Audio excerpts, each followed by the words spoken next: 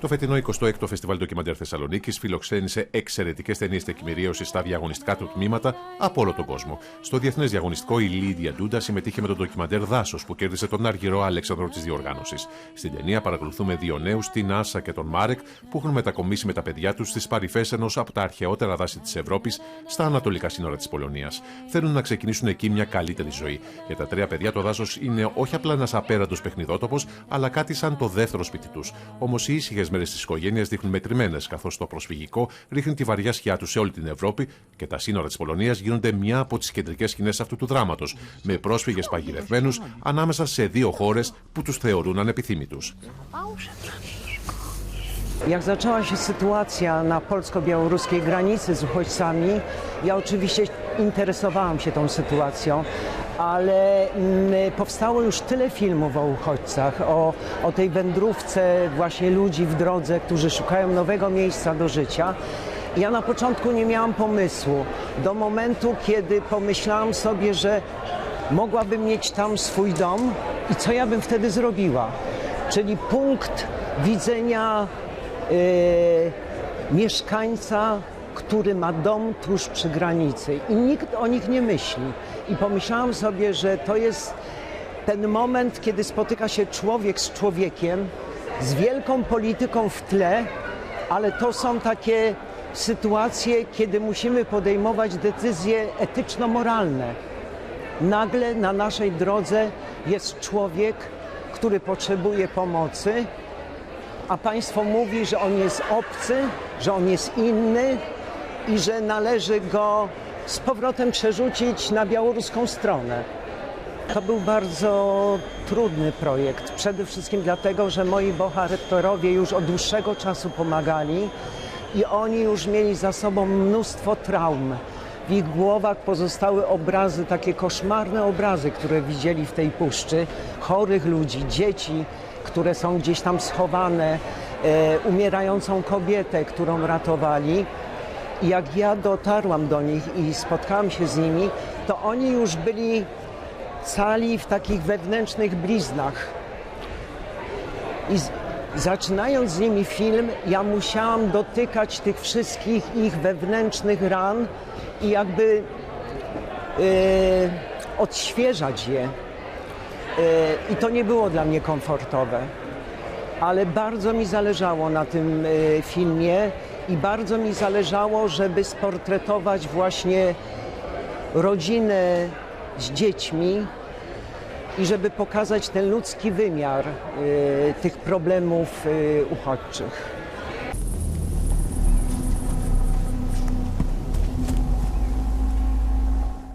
Οι νόμοι της Πολωνίας απαγορεύουν να βοηθάς τους παράνομους μετανάστες, αλλά πώς μπορείς να αρνηθείς βοήθεια σε κάποιον που τη χρειάζεται και φτάνει στην πόρτα του σπιτιού σου σε άθλια κατάσταση?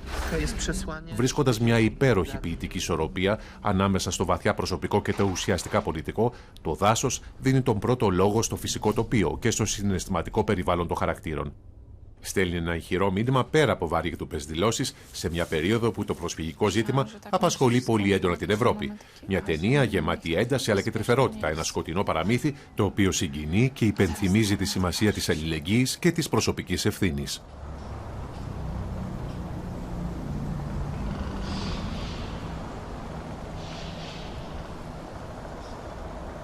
Jak realizowaliśmy film, to był ten moment, kiedy była wyznaczona specjalna strefa. To była strefa zamknięta. Do tej strefy nie mogły wchodzić przedstawiciele organizacji pozarządowych, nie mogli wchodzić lekarze bez granic, nie mogły wejść tam media. W tej strefie zostali zamknięci mieszkańcy i uchodźcy i zostawieni. Więc to była ekstremalna sytuacja, kiedy nagle ludzie zostali zostawieni z problemem politycznym, a państwo powiedziało, macie im nie pomagać, bo są takie okoliczności polityczne, że macie odwrócić się plecami i odejść i zawiadomić Straż Graniczną, że jest uchodźca. Tylko że mieszkańcy bardzo szybko się zorientowali, że Straż Graniczna wyrzuca tych uchodźców na Białoruś. Białoruś ich przerzuca z powrotem, Polacy wyrzucają z powrotem i zaczyna się taki ping-pong z udziałem człowieka, prawda? Więc zaczęli nielegalnie pomagać. I to jest ten moment w filmie, kiedy cała rodzina, włącznie z dziećmi, bo trudno je było oddzielić od tego, one zaczęły też aktywnie pomagać, segregować dary, sprzątać obozy po uchodźcach. I dzieci tak samo przeżyły swoje traumy z tym związane. Dla mnie jest bardzo ważne, że mam dziecięcych bohaterów, bo dziecięcy bohaterowie świetnie komentują ten dorosły świat. I to, jak Ignacy w filmie mówi, że niekoniecznie trzeba przestrzegać prawa, które zabrania pomagać człowiekowi, to w tym jest pewna mądrość, prawda? I tak nakazuje nam sumienie. I dla mnie ten wątek uchodźczy, jest pewnym symbolem zagrożeń, niebezpieczeń we współczesnym świecie i my musimy jakoś na to zareagować, bo nie ma już bezpiecznych miejsc do mieszkania, do życia, nie ma takich prywatnych mini rajów, w których możemy uciec przed polityką, przed współczesnymi wszystkimi zagrożeniami, tylko każdy z nas musi zareagować, bo któregoś dnia ja też stanę nagle twarzą w twarz z obcym, z innym i też będę musiała podjąć decyzje. To są nasze decyzje, nie tylko polityków. Στο Διεθνές Διαγωνιστικό Newcomers, ο Hans Block και ο Moritz Rizewik παρουσίασαν μια εξαιρετική, πολύ δυνατή ταινία τεκμηρίωσης. Στο Eternal You βλέπουμε πως οι μελλοντολογικές εικόνες που βλέπαμε σε ταινίες επιστημονικής φαντασίας αρχίζουν να αποκτούν υπόσταση, καθώς άνθρωποι από όλο τον κόσμο χρησιμοποιούν τις πλέον εξελιγμένες τεχνολογίες της τεχνητής νοημοσύνης προκειμένου να συνδεθούν με οικείους τους που έχουν πεθάνει. Οι δύο σκηνοθέτες ταξιδεύουν σε όλο τον κόσμο και μιλούν με εταιρείες και developers που δημιουργούν προγράμματα, εφαρμογές και avatar που δίνουν μια νέα ψηφιακή ζωή σε προσφυλή μας άτομα που έχουν αποδημήσει. Ταυτόχρονα παρακολουθούν και καταγράφουν τους χρήστες αυτών των εφαρμογών και τις αντιδράσεις τους όταν έρχονται σε επαφή με τους νεκρούς τους. First of all, we wondered who's using that kind of technology, because we at the beginning thought we won't do it ourselves, we won't have a digital doppelganger of ourselves. And then we found out after a while that there are, of course, some reasons why people use these kinds of technologies. For example, there was a mother in South Korea. She was losing her young daughter, and the last conversation she had with her was like a fight. And she really, really wanted to say goodbye to her once again after she passed away. And that's why she made a very intense VR experiment where she saw her once again, and she looked like her, she talked like her, and she even wanted to grab her and wanted to hug her. And it was heartbreaking to see that experiment, but in that moment we understood why she was doing it, because she wanted to feel the relief afterwards. And there were many more tragic stories of people who are really, really looking forward, longing to have a last conversation with someone who passed away. So we are not judging the reason why users do that. And on the other hand, of course, it is an industry, it is a market. There are companies gaining money of it. And we need to ask the question, do they do it with all the responsibility involved in that kind of process? Do they ask the right questions? Do they reflect on the product? And we found out, no, not really. Some of them, they don't feel the responsibility for their users. And that's really important to say very clearly that we need to be careful of these new technologies and the developments.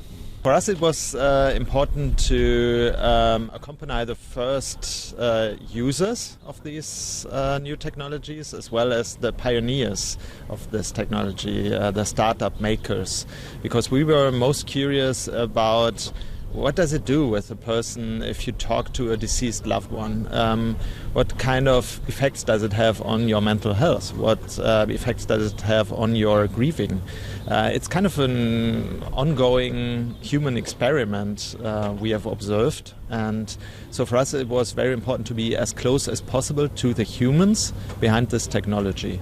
And so now we raise a lot of questions with our film about the ethical implications, philosophical implications, like what does it mean if we kind of give up on the idea of that human life has an ending, and what effect does it have if we kind of get the impression that some part of the deceased loved one is living on, so to say.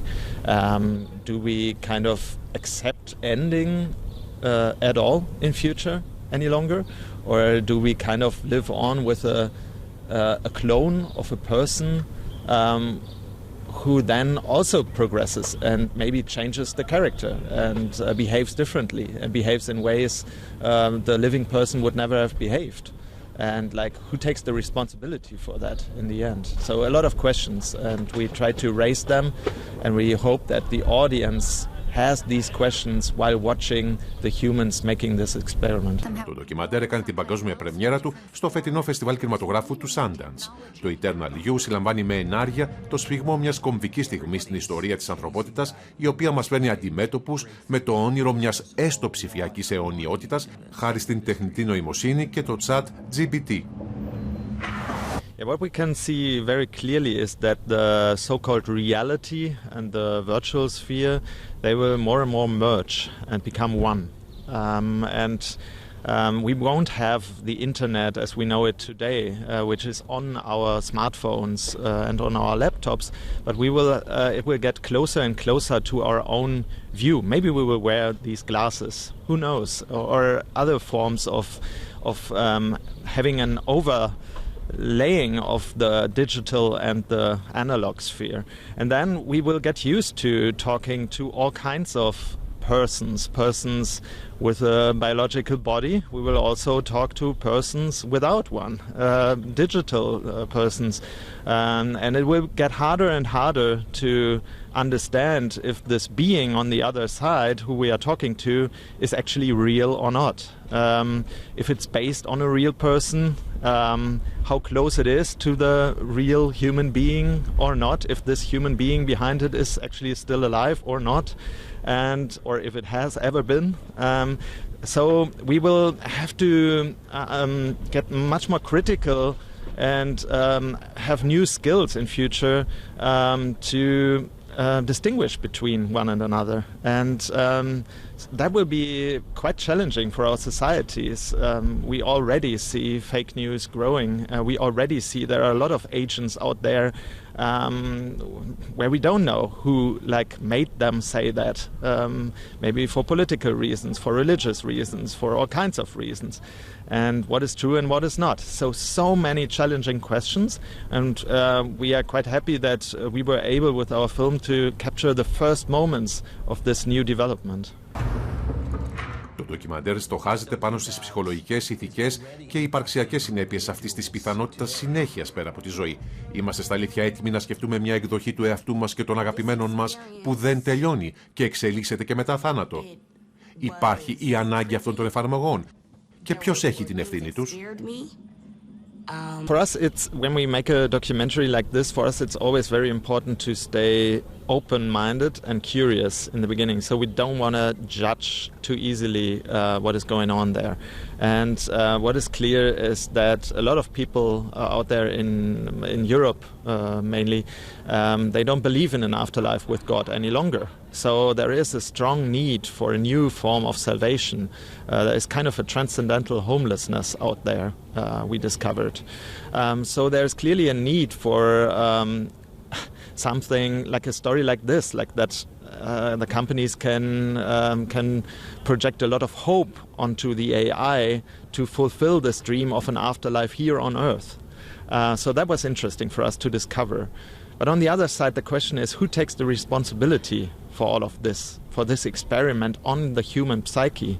Like who takes the responsibility if people can't grieve any longer in the way they were used to, and can't say goodbye any longer, and can't accept that the person they loved so much is gone now, and they need to live on in the real life.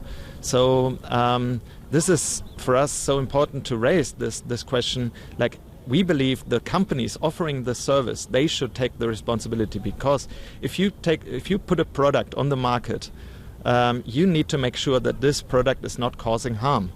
And if it does, you are the person responsible for it. And this is what the companies don't accept in the case of artificial intelligence. They can't just argue, it was the artificial intelligence causing all this harm, it wasn't us. Yeah, but you developed it, you put it out there. So you have to make sure that it doesn't affect the human health. And that is what we want to make visible with our film.